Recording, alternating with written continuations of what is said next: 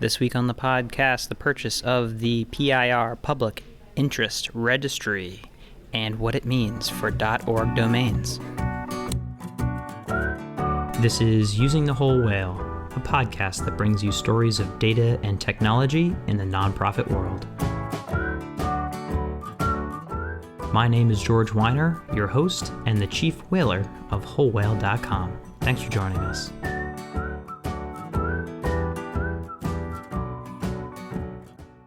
I'm here with Joshua Pesce, the Vice President of Technology Strategy at Roundtable Technology. How's it going, Josh? It's going great, George. It is so great to be here. Yes, we are so excited to have you. Also, you are our official professor of cybersecurity. It is a course that Whole Whale created with you and your team. Your content is frankly so practical and useful. Like, we looked around the entire field and we're like, that guy, that's who we want. So, shameless plug for at least the course you did with us. But tell me, what does a vice president of technology strategy do, Josh?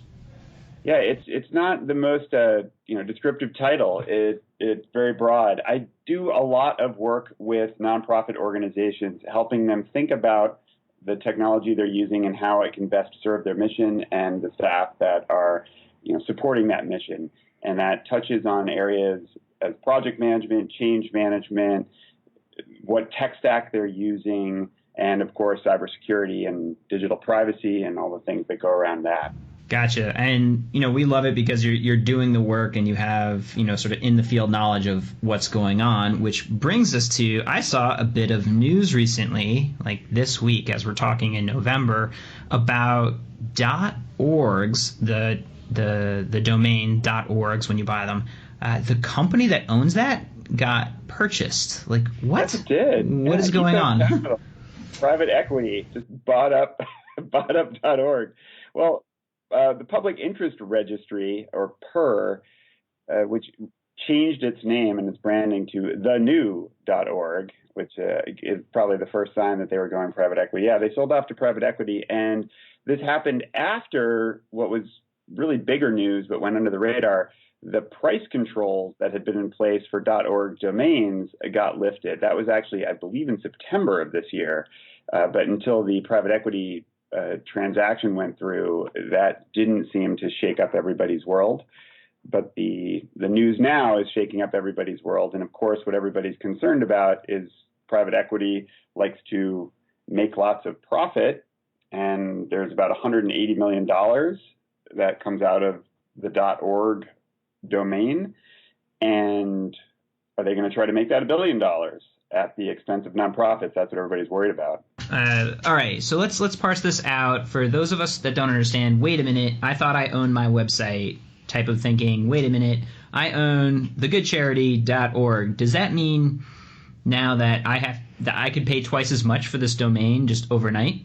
It wouldn't be overnight. And the quick advice that I would give to anybody who's listening to this who already has a .org domain or multiple .org domains that you manage or are responsible for would be to go to, you could go to Whois, you could go anywhere you want, and just find out when your domain registration expires. It's a very easy thing to look up. You might have registered it for another 5 years, another 10 years, and you paid some price, and that stuck until then. So the quick thing that nonprofits could do as a hedge against future price increases, I'm in New York, George. New Yorkers have been known back when they had subway tokens here to stockpile subway tokens when they thought an increase was coming. Metro cards did away with all that. So you could register a domain for the next 20 years at $10 a year and be done with it. For, if I do the math right, $400 or $200, whatever that is, you wouldn't have to worry about this for 20 years, at least for that domain. But that may not make sense for folks, and obviously doesn't help people who might register a .org domain in 2 years and they don't know the name of it yet. Yeah, or you're doing sort of intellectual property defense, like, oh, wait a minute, I need the spelling, the misspelling, and the long spelling of my .org. So to also extrapolate this, like if a price increase is like, oh, it's not going to be that bad. It goes from whatever. What is the standard? $10 Yeah, it's ish? about $10 a year right now. That was the price control for .org domains, was $10 a year. Yeah, so you're like, not the worst if it turns to 20 or 30. Think about different organizations, though. Most of the ones that I see have, easily 10 domains that they're sort of, either defending or redirecting, or every program that you want to create and signal to the market that you have a .org, meaning an organization. That seems like a pricey endeavor all of a sudden. And if you rebrand, if you do things like that, and who knows where it could wind up. And mostly, I certainly don't know how much they're going to do, but there also would seem to be some reasonable caps. I personally don't anticipate this being something where they're going to go from charging $10 a year for renewal to $10,000, because there's got to be some point at which the demand simply won't justify ridiculous pricing. If you look at what happened in the .com space, where there weren't price caps, most domains are still even pretty good names you can get for a couple $1,000s to buy those domains.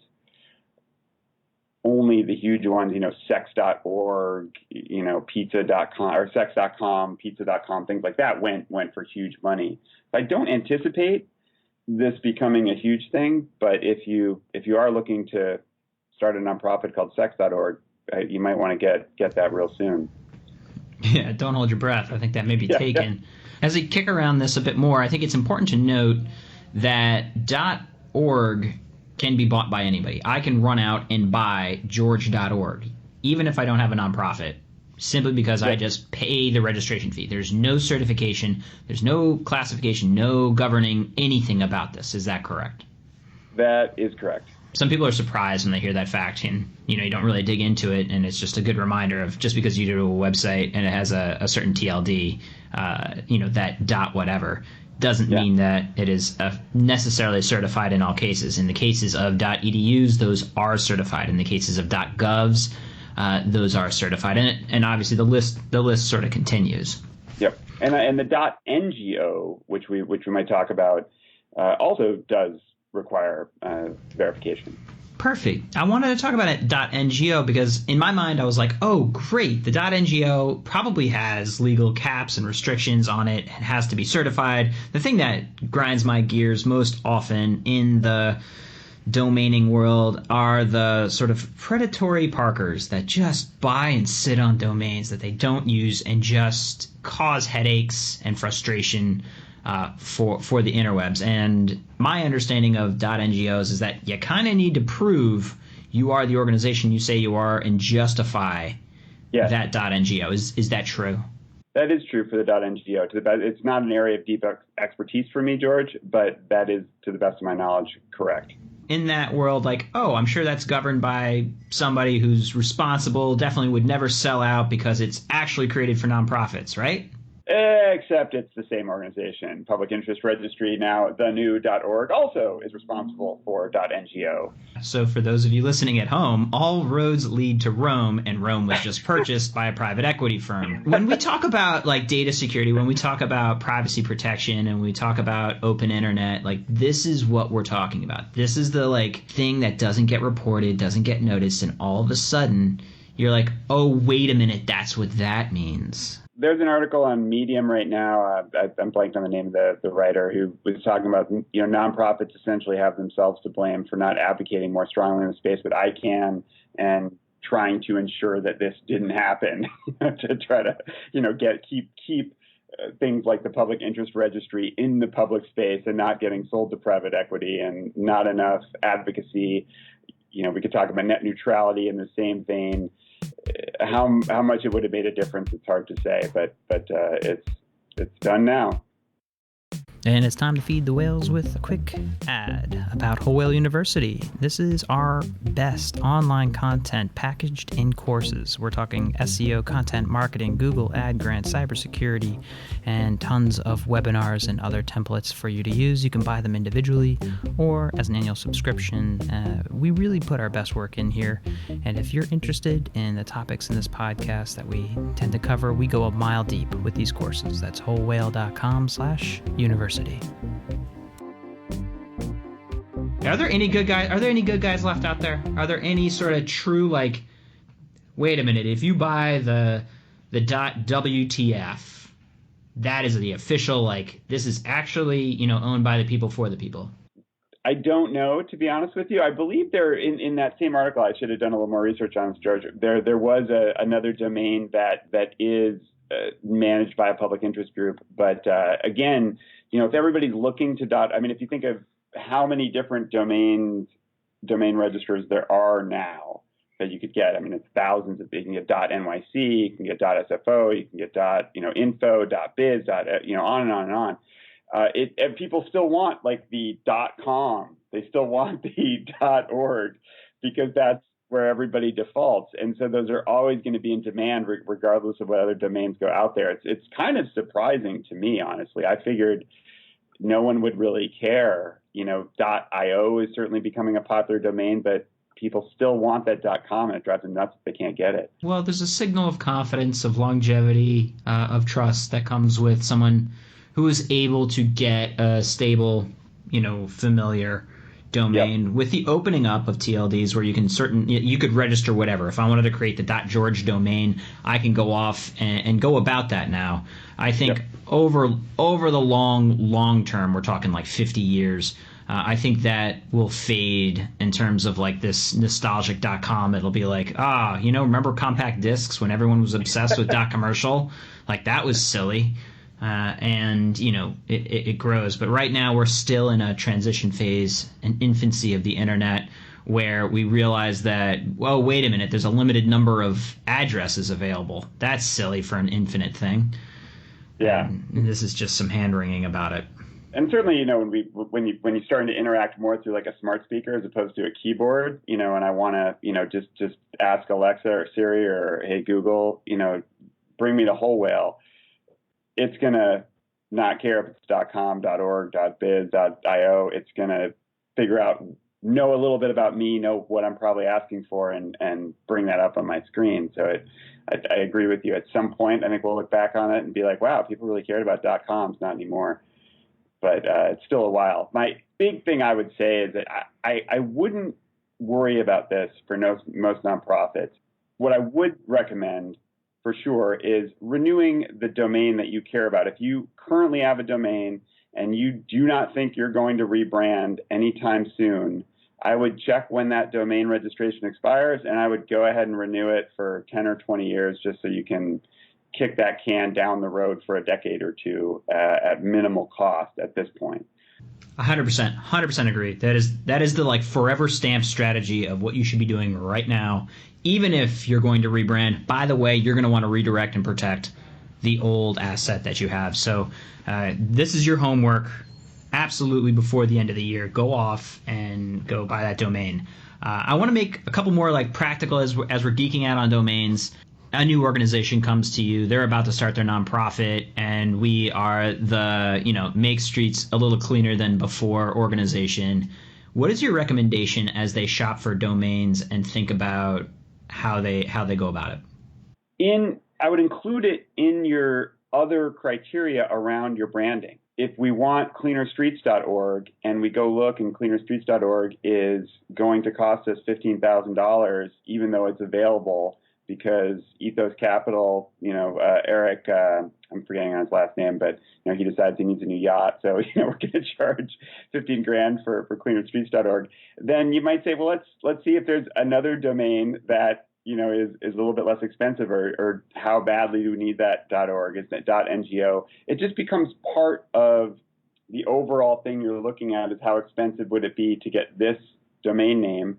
And if it is really expensive, is that worth it for the brand that we want if we've decided this is our name? Or can we come up with a different name and a different domain that isn't going to be as expensive.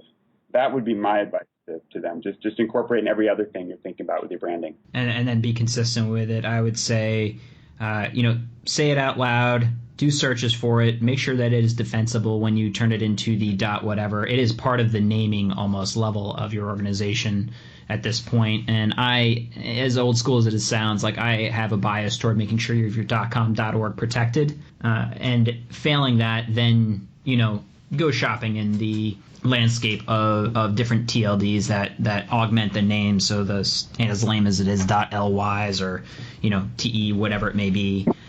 So that you then actually don't run into the collisions that happen in .com, .org confusion. I have another annoying thing for you. Sure. Josh, what is your Thanks best... so much, George. I appreciate it. You're pleasant. You can bring me back. I got to tell you, look, you are the cybersecurity professor of Whole Whale University. This is your job, friend. I've got an annoying issue that comes up perennially where an organization's like, hey, can you go help me go buy this domain from someone who was like parking on our domain? Like, what are your tactics for dealing with domainers, or is that not...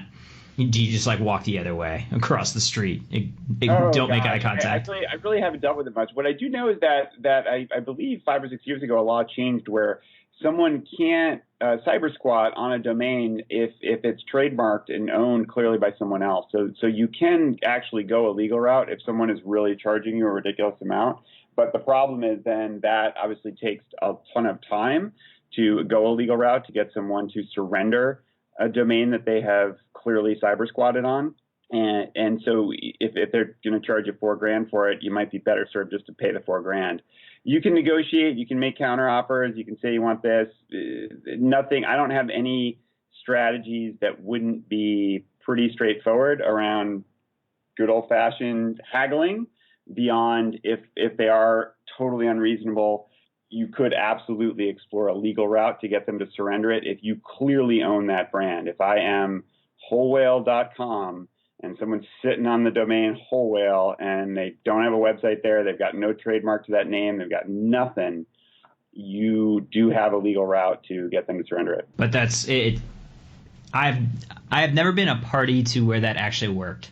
And instead, I've always been on the negotiation end. Like, let's just get this shit done, because I think exactly it's tough. At a certain point, a few $1,000s is worth avoiding dealing with lawyers in courts for probably years to try to get someone to surrender something that you could buy from them for a couple grand in 2 minutes. As much as the principle of it makes you want to just go bang your head on a closet wall.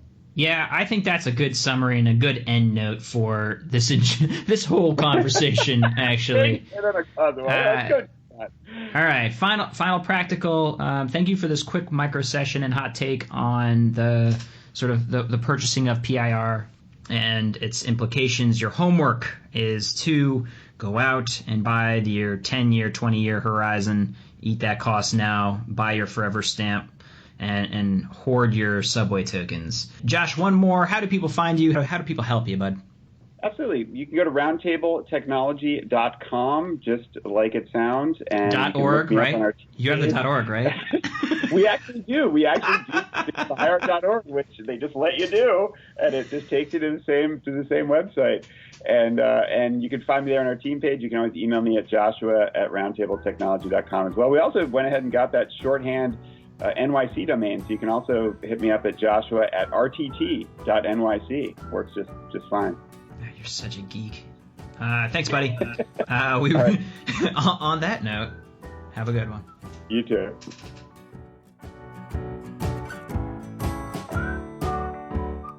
This has been Using the Whole Whale.